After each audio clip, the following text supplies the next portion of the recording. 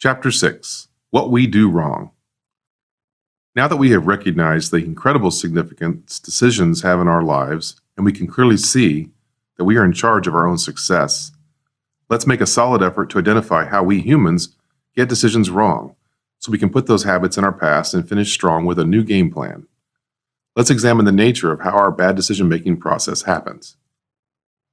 The next step. Secretly, we tell ourselves that we are good decision makers, don't we? How did your self-interview work out as you judged your past decision-making? In reality, all of us are bad decision makers sometimes, but the quantity and type of decision-making errors separate the good from the bad decision makers. Let's dig into the nature of the bad decision maker. Naturally Wrong, Part 1, the missing link called why. Quote, "The presence of a path doesn't necessarily mean the existence of a destination." Craig Lounsbrough. The most common failure in decision-making is making a choice based upon how we feel, instead of why this particular choice gets us closer to what we want in life. How we feel is a bad why. A goal is a good why. The goal is the thing we want, the object of our pursuits. It has been planted in our brains by our interests, observing others, or by people suggesting to us what to do. Common goals. I want him or her. I want to go to this school. I want this new car. I want this degree. I want this job. I want this opportunity. I want to move to this city. I want more freedom. I want more income. The why. It's amazing to me how little people consider the big picture why when they are making a decision, deciding upon an action. I believe this happens for these reasons. 1. The instant gratification is easier to identify than the long-term benefits or consequences. And 2, their goals are not clear, so they cannot test against those goals. The why is our motivation and justification for choosing this action. The why should fit within our success path, accomplishing our goal. It is an easy question. Will this choice get me what I want? Why we are doing something is more important than anything. The consequences of doing something without thinking about why can be catastrophic. Common valid whys. Because this helps me achieve a goal I have. Because this is good for me. Because this is part of the journey to where I want to go. Because it is the proper kind thing to do for someone else. The good, the bad. The simple failure to connect your action to your why in decision-making is a huge error in connecting your immediate present to your better future. It's connecting the dots to what you want. If you want marriage, why are you dating someone who is completely not partner material? If you don't want to advance in the profession you're currently working, why are you in this job? If you don't really want something, why are you trying so hard to do it? Even more simply, if our success definition entails us dropping 20 pounds, what is our reasoning for eating ice cream right now? We conveniently skip asking ourselves why and connect the dots because we have a habit of making this mistake, and bad decision makers never break this habit and important goals remain unachieved. The good. A valid why. How it should work. 1. A decision presents itself. 2. Clarify your options. These are your possible actions. 3. For each option, which possible action comes closest to achieving a goal you have set for yourself, if any? 4. If the chosen action gets you closer to your goal, it is good. The bad. The why doesn't bridge the gap. Every day we have options and decisions that we could do, but we don't do them. Why? For example, you could fly to Paris next month. Why aren't you? Answer: a trip to Paris isn't in your success path to accomplish an important goal. If it were, your action would equal a trip to Paris. We are always focused upon what we want, especially what we want right now. However, it's the stuff we want in the future that is hard to connect right now. For instance, the college student wants to be recruited to a top company in the future. Right now, he has a choice to study harder or drink beer. The beer is looking tasty and that career thing is way down the road. He has a decision to make. How does he help himself? We help ourselves by connecting our actions to our goals with a why. The action is justified because the why can bridge to future success. In the case where our action does not clearly contribute to our goal, we have an invalid why because it doesn't provide support for the goal. If we go ahead and choose this action with an invalid why, it is a bad move. We cannot get the time, the money, or the effort back. In fact, we will never know what we missed, which is sometimes the real tragedy of choosing poorly. For example, if your goal for family includes a spouse with children, what are you doing wasting time with this non-matrimonial material you've found? Wouldn't it be a tragedy if you missed the ultimate introduction to your soulmate because you chose to continue dating this person with your invalid why? The consequences from invalid whys are completely unknown and will only be revealed later when you may find you are swimming with the sharks.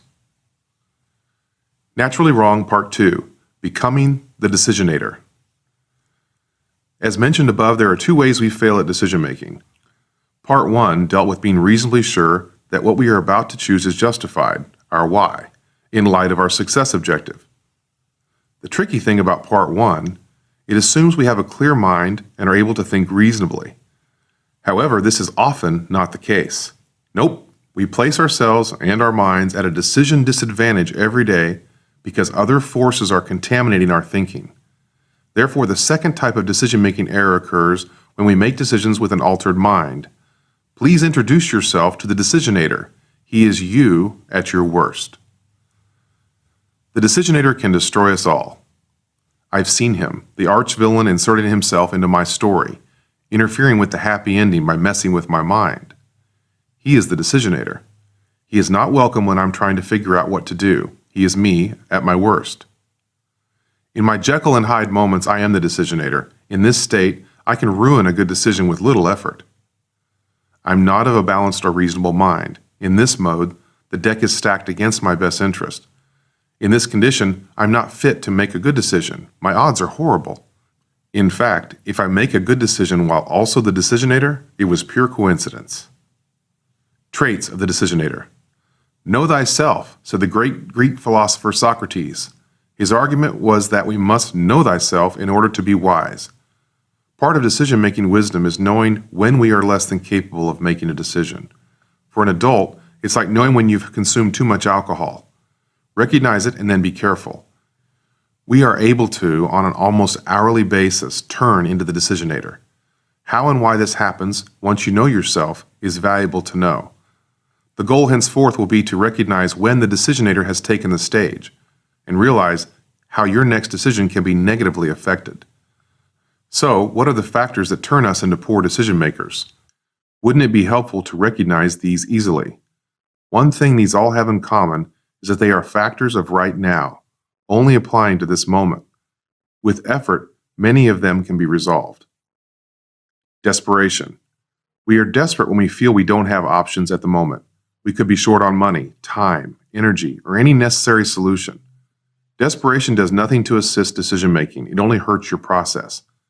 Desperate circumstances are separate from the decision itself. From previous chapters, we have learned that defining success is critically important so we can choose a course that reasonably moves us closer to success. So in a desperate condition, success may be defined in short terms. I am out of money. Success would be paying rent this month. Does this option get me closer to paying rent more than any other option? Thus, the decisionator feeds on desperation. Starve him by separating circumstances from the facts about your options. Hurried. Quote, haste makes waste. Benjamin Franklin. Nothing meaningful needs to be decided quickly unless your life is in danger. When we are asked to hurry up and decide something, we each handle that pressure differently. If I told you to hurry up on stage and give an impromptu speech, you may be fine. Or likely not. Speed is a bad thing when the urgency is coming from anyone or anything but you. Thus, being hurried enables the decisionator to emerge. And, quote, but I had to decide quickly, becomes an excuse for a bad result. Looking at it another way, the time saved rushing a decision will likely be used instead dealing with regret. Stop and ask yourself, what's the hurry? Fast deals are never the best deals. Your sense of urgency is created by you and or a great salesperson. Don't listen to either. Rarely is an opportunity lost in a matter of minutes. Perhaps 0.001% of the time are you offered a choice so amazing, but it must be chosen instantly. A good lasting career, partnership, marriage, company, vacation, experience never happens in a hurry. Quote, the car salesman says the sale ends today, so I've got to decide. Success would be buying the best car at the best price. Is this the only car in this condition? I need to find more like it. If I offered them the sale price tomorrow, they would not refuse my money. I am not going to rush because they say so. The secret to conquering this decisionator factor is to never let time paint you in a corner. If you find yourself pinched by the need to hurry, your available options may seem few, but don't play the decisionator game. Tell anyone involved that you are considering your options. Pride. Quote, "Through pride we are ever deceiving ourselves, but deep down below the surface of the average conscience, a still, small voice says to us, something is out of tune." C.G. Jung. Pride is an inwardly directed emotion that carries two common meanings. With a negative connotation, pride refers to an inflated sense of one's personal status or accomplishments. With a positive connotation, pride refers to a satisfied sense of attachment toward one's own or another's choices and actions, or toward a whole group of people, and it is a product of praise, independent self-reflection, or a fulfilled feeling of belonging. The decisionator works with the negative form of pride, an inflated sense of self. As I have learned more about myself through the years, I absolutely dislike the impact pride has had on my experiences and my results. This decisionator factor is absolutely this author's Achilles heel. Why is this? The answer I've come up with is that my pride, even false pride, is a source of strength, appropriate or not, and I utilize it at my most challenging entrepreneur moments. Pride is sometimes all we have in our worst moments. But I realized only recently, pride is not a tool that I can use. Psychologically, pride is a balancing factor between our internal value and the external world, but it is nearly worthless in decision-making. How could it be worthless? We cannot measure pride nor cash it in. It stiffens our spine and creates poorly designed ultimatums. Pride is a barrier to humility. Yes, I could be wrong. And negotiations. Pride has nothing to do with our options. The phrase, swallowing our pride, is appropriate now and again for every self-aware human. Thus, the decisionator thrives upon a prideful mind, because what is in play is emotion, and not the hard currency of facts seen through objective eyes.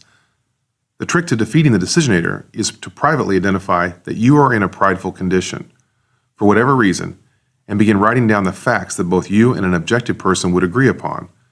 Essentially, you're not writing down the emotion that is clouding your mind, and you will make a better decision. Ego. Ego, running alongside pride, is our feeling of worth and appearance as compared to or viewed by others.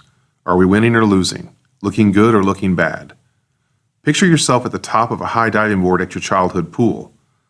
Suddenly, your ego is incredibly aware of the people staring at you and overtakes your other instincts for the task at hand or your personal safety.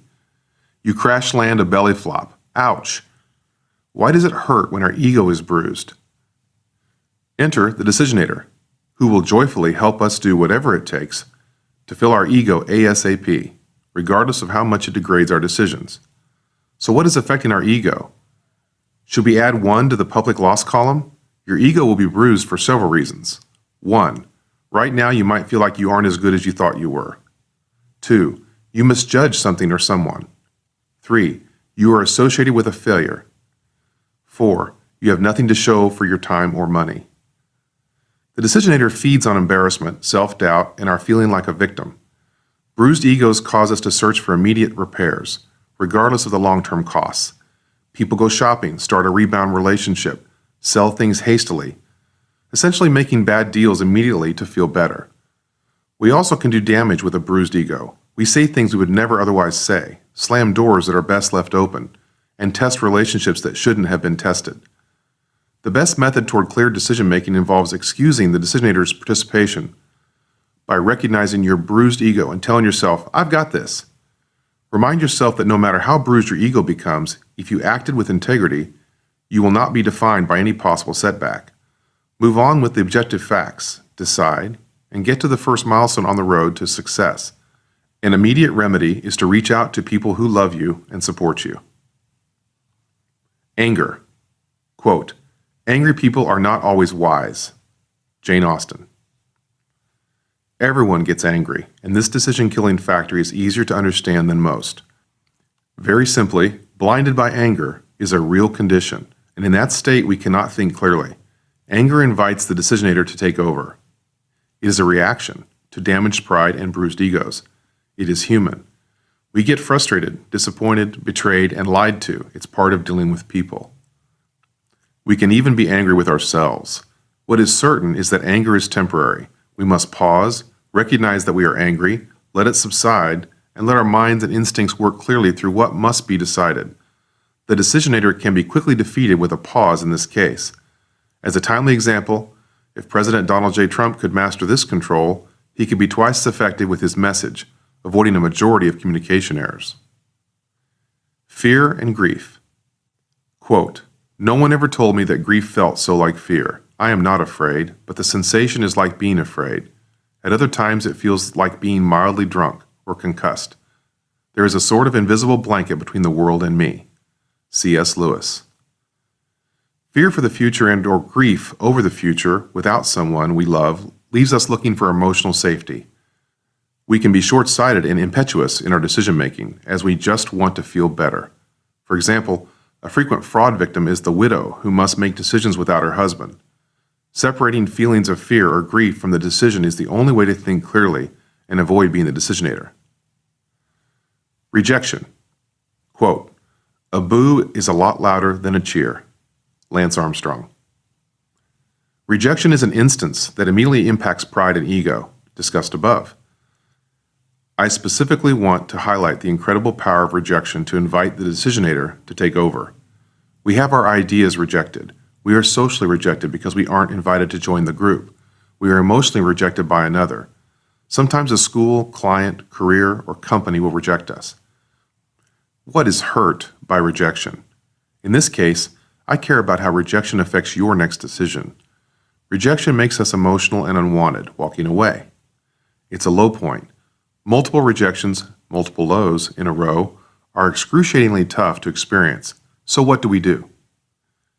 You know the difference between good and bad decision makers.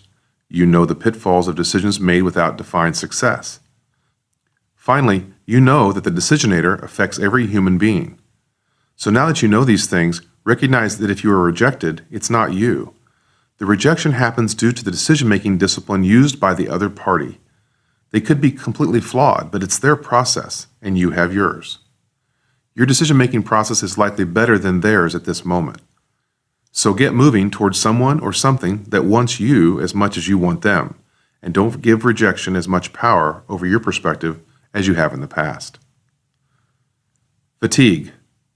Quote, "The formula was simple. E plus F plus C equals M. That is, excitement plus fatigue plus confusion equals mistakes." Rutledge Etheridge. When we are fatigued, we are vulnerable in many ways. Without a fresh reserve of vitality, we are less optimistic or even pessimistic, and we will judge things too harshly. For example, "I'm so tired of this," which alters perspective. We are also vulnerable because the mind doesn't have the reserve energy, which lowers thinking power. Enter the decisionator to just get it over with. If we don't recognize that we are fatigued, we will have to live with less than desirable results as the decisionator. The answer here is similar to anger. Have the discipline to recognize your condition and force a pause to recover and rejuvenate. Phrases such as "sleep on it" or "things will look better tomorrow" are all about pausing to let your body catch up with your opportunity. In a baseball analogy, don't step to the plate with a foggy mind or a cracked bat. Recognize that you should return to the dugout and retool before taking your swing. If you can do this, the decisionator cannot get into the game. Hope and optimism. Quote, "I don't like hope very much. In fact, I hate it. It's the crystal meth of emotions. It hooks you fast and kills you hard. It's bad news, the worst. It's sharp sticks and cherry bombs. When hope shows up, it's only a matter of time until someone gets hurt." Jennifer Donnelly. How can hope and optimism be bad in our decision-making? This is one of the most difficult traits to detect because we are naturally hopeful creatures. Using hope, we build bridges across great gaps in our realities. Hope and optimism are fine as a way to greet the world. However, they should not be used in decisions. They taint reality. He says, "Honey, will you marry me?" She replies, "But you are an alcoholic. I cannot marry that." He says, I'll quit drinking. She builds a hope bridge at this moment. She says, then I will marry you. I'm amazed at how many times I've failed and seen my close friends fail due to hope bridging the decision-making process. For instance, visualize that you're buying a used car that seems to be a good one. You circle the car, looking it over, looking under, driving it briefly. Why do we not drive a car 100 miles and take it to a certified mechanic before buying? What shortens our critical thinking, as we look for the negatives in something or someone, is that we substitute further digging with hope and new belief that things will work out well. We're so anxious to move forward that we carelessly slide hope into the driver's seat.